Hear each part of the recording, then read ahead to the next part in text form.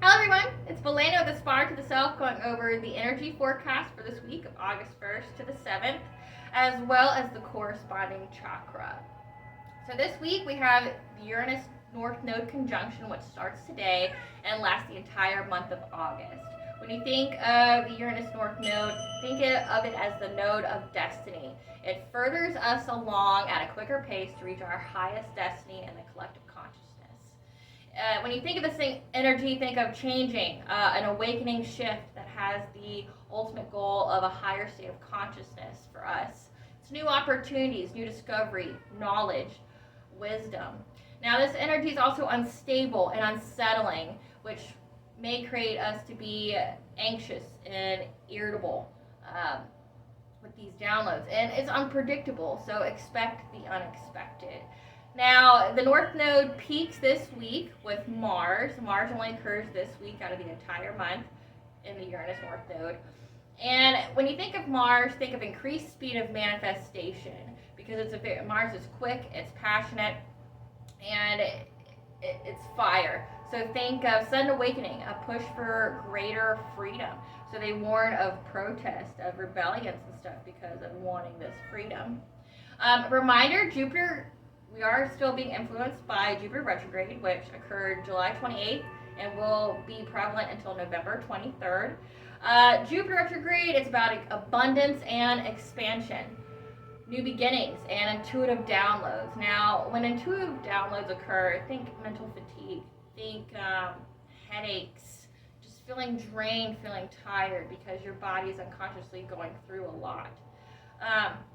Also, Lionsgate Energy Portal, which starts July 26th and lasts until August 12th. It peaks at August 8th, which I will go into that energy more next week. Now, with Lionsgate energy, it's charged light energy from the sun and the spiritual sun, Sirius.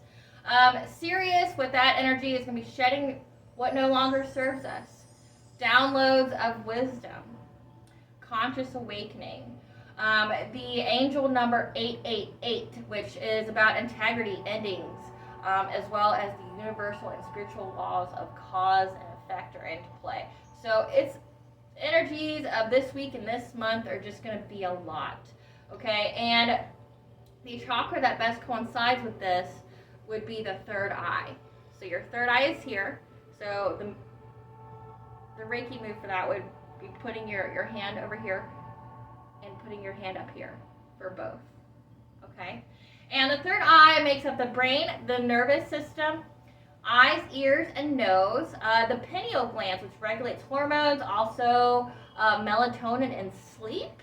The pituitary gland, which deciphers what functions are needed and when and releases the hormones into the bloodstream, depending on what your body needs. This is the chakra of wisdom. Seek only the truth. Separate the truth from illusion. This is Elsa, and he just wanted to be a part of it, I guess. So I'm sorry for the rude outburst. It links us to our mental body, our intelligence, our psychological characteristics, a combination of our facts, fears, personal experiences, and memories that are active. Best use of these energies. Listening to yourself is a big one, and give up the need for proof that your inner guidance is authentic. The best thing you can do for yourself is to listen to yourself. Your inner knowing, your intuition, your gut, listening to your gut. And because when you disprove it, you develop distrust in yourself, which could lead to multiple issues with other chakras, because then it goes into self-hatred and self-loathing, which is like a way of slowly killing yourself. The best use of the energy is to retrieve your power back from artificial false truths. Turn off the news. Go out into your environment. Go out into your world. That is your everyday, and decipher things for yourself. News is good to tell you what's going on, but in the age of right now, none of our truth is truth. It's all biased that you read about. It's all paid for, and you can pretty much find any article about the same event told from completely different perspectives, and it's all about an agenda. So just trust yourself, trust what you know, trust what you believe in.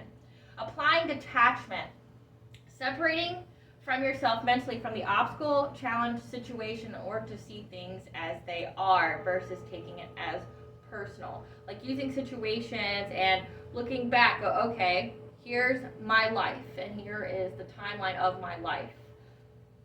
I went through this. What did that teach me? What did I learn about myself? How can I prevent that situation from happening again? So it's just not taking everything that's happened to you as personal and just look at it from a different perspective to see what actually happened, okay? Become more conscious of your whys, learning to act on your internal direction, being open to listening to your reoccurring thoughts, your visions, your dreams, and universal messages and what they are trying to advise you of. Release thoughts that promote self-pity or anger or blaming another person, because when you do that, you take power away from yourself. And I know I've gone over that in other lives, so I do encourage you to look at that, of how to get your power back once it's lost. Okay, so areas that this chakra influences is self-evaluation, truth, intellectual abilities, openness to the ideas of others and from divine and higher self, ability to learn from experiences, emotional intelligence, physiological manifestations if there is a dysfunction in this chakra, brain tumor, hemorrhage and stroke, neurological disturbances, blindness, deafness, full spinal difficulties, seizures. Now to recap, we're going to be going through some pretty heavy energy. We're going to be going through some energy that's going to demand change very quickly. It's going to demand us to have a higher state of consciousness. And what we really need to focus on is self-love, self-care. Rest if you need to, because you're going to feel tired. You're going to feel drained, especially if you're becoming more of that 5D consciousness. So I do have some other things that could assist you with this. Stones. Moonstone. The moonstone is about truth and intuition, to help you with that. Tourmaline.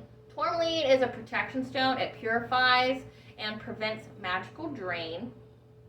Tiger's Eye, which I think is an all-around good stone, as well as it matches the energies of Mars, which is protection, prosperity, and discovering truth.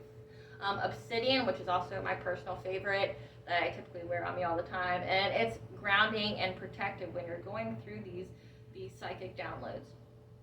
Herbs you can use. Thyme, it awakens divination and it's a source of psychic protection. Incorporate it in your food. Drink it as a tea. Valerian, I think Valerian will be a really beneficial herb to use during this time. Valerian is a sedative, so it treats anxiety, it treats depression, it will put you to sleep for the most part. Depends on your tolerance level and how many pills, because they do have it in pill form, how many you have to take. Me, I have to take like 4 or I won't sleep. But the bottle would suggest like 2. And Valerian is good for headaches, migraines. It literally forces your brain to stop. Like, that's why it's good for anxiety. Like, if you can't sleep because your mind's going a mile a minute, it's going to stop. It's going to force it to stop, and then it's going to make your entire body relax immediately. So it goes to your brain first, and then makes your entire body relax. And it's good for insomnia.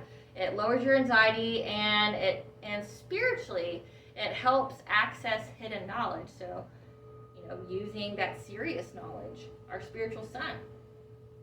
And I just wanted to, that's it for this week as far as the energy goes.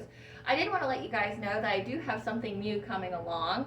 I've decided to add another video each week, going over anything and everything paganism. I have a vast knowledge of pretty much every area of spirituality, and I think a lot of people would like to hear about certain things, especially since majority of mine's backed up by books that I've read. But this week, it's going to occur on Wednesdays. I'm going to call them Witchy Wednesdays because it's a pagan thing. And I'm going to go over herbalism. I'm going to go over stones. I'm going to go over the the Fae. I'm going to go over just anything and everything that's outside the norm, you know, because it'll be fun. So this week I'm going to cover the She. Who are they? Where are they from? Their origins. So please set your reminders to watch that. If you like these videos, please like and subscribe. Thank you. And this is Valerian, the Spark itself. Catch you next time.